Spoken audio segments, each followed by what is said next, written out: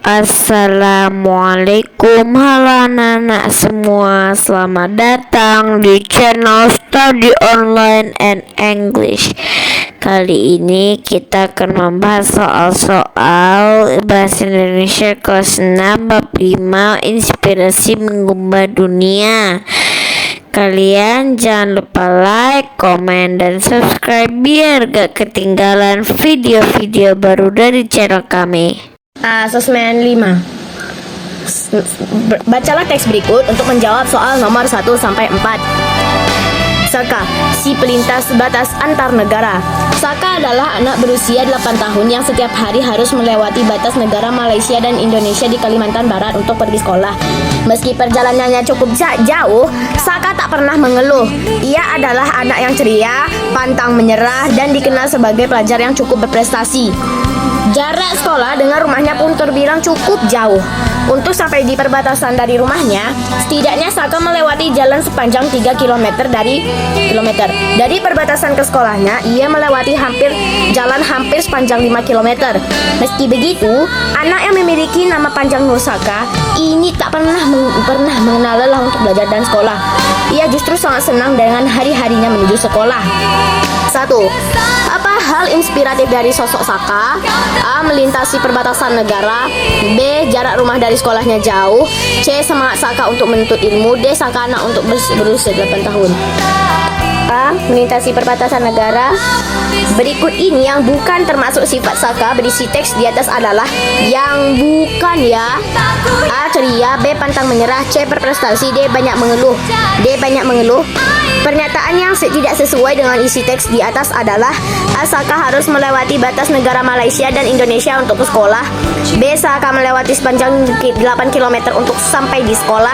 C. Saka ke sekolah menaiki ojek. D. Saka merasa senang dengan hari-harinya menuju sekolah. C. Saka sekolah menaiki ojek. D. Saka merasa senang dengan hari-harinya menuju sekolah. C. Saka sekolah menaiki ojek. 4. Pendapat yang berdasarkan cerita di atas adalah A. Saka sebaiknya pindah saja dari Malaysia. B. Saka anak berusia 8 tahun yang setiap hari melewati batas negara. C. Saka sebaiknya meminta fasilitas kendaraan umum agar tidak lelah. D. Kita harus meniru Saka yang memiliki semangat belajar meski harus melewati perjalanan sejauh 8 km. D. Saka anak berusia 8 tahun yang setiap hari melewati batas negara. 5 berikut ini yang bukan termasuk ciri kalimat aktif adalah yang bukan.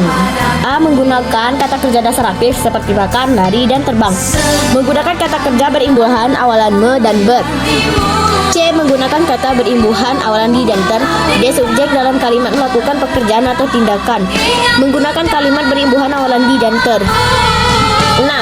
Contoh kalimat pasif adalah A. Ayah mengolah sampah organik menjadi pupuk kompos. B. Kita harus menjaga dan melestarikan lingkungan sekitar. C. Botol kemasan air mineral dapat dimanfaatkan sebagai pot tanaman. D. Mereka membuat kerajinan tangan dari kain perca. C. Botol kemasan air mineral dapat dimanfaatkan sebagai pot tanaman. Bacalah kutipan teks pidato berikut untuk menjawab soal nomor 7 dan 8. Karena itu, kita perlu mengurangi sampah plastik. Upaya yang bisa kita lakukan adalah dengan membawa kantong belanja sendiri. Kita juga dapat mendaur ulang sampah plastik cara memanfaatkannya menjadi benda lainnya. Misalnya, sampah botol plastik dapat kita manfaatkan untuk membuat pot tanaman, celengan, atau benda lainnya. Tema teks pidato di atas adalah A. Kesehatan. B. Lingkungan. C. Kegiatan. D. Pendidikan. B. Lingkungan. Kutipan teks pidato di atas termasuk bagian titik-titik pidato. A. Salam pembuka. B. Pembuka. C. Isi. D. Penutup. C. Isi. Kita dapat mendaur ulang sampah plastik. Bentuk kalimat pasif dari kalimat aktif di atas adalah A. Kita perlu daur ulang sampah plastik. B. Kita perlu didaur ulang sampah plastik. C. Sampah plastik didaur ulang oleh kita. D.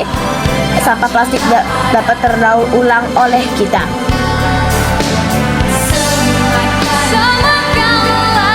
C. Sampah plastik dapat didaur ulang oleh kita. 10. Atas perhatiannya, saya ucapkan beribu-ribu terima kasih.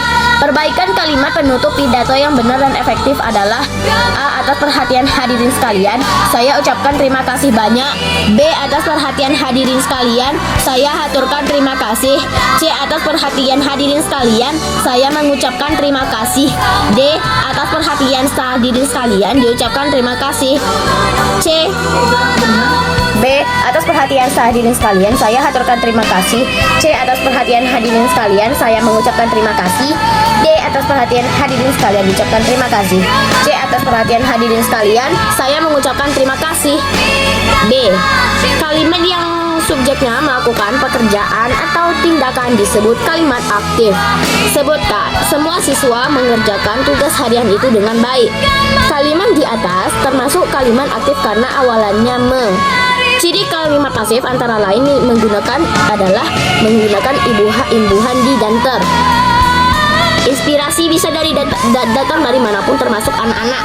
Makna atau arti kata inspirasi adalah sesuatu yang membangkitkan. Kisah atau cerita seorang tokoh yang patut diteladani dan ditulis oleh orang lain disebut biografi. C. Apa yang dimaksud dengan teks biografi? Biografi adalah kisah atau cerita seorang tokoh yang patut diteladani dan ditulis oleh orang lain. Disebutkan manfaat membaca biografi: meneladani sifat dan sikap baik tokoh, menambah wawasan dan pengetahuan. Sebutkan struktur teks pidato.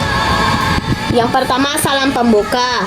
Pendahuluan berisi tema yang akan dibahas dalam pidato. Isi pidato, penutup, salam penutup. 4. Ubahlah kalimat aktif berikut menjadi kalimat pasif. Kita dapat memanfaatkan sampah botol plastik. Sampah botol plastik dapat dimanfaatkan oleh kita.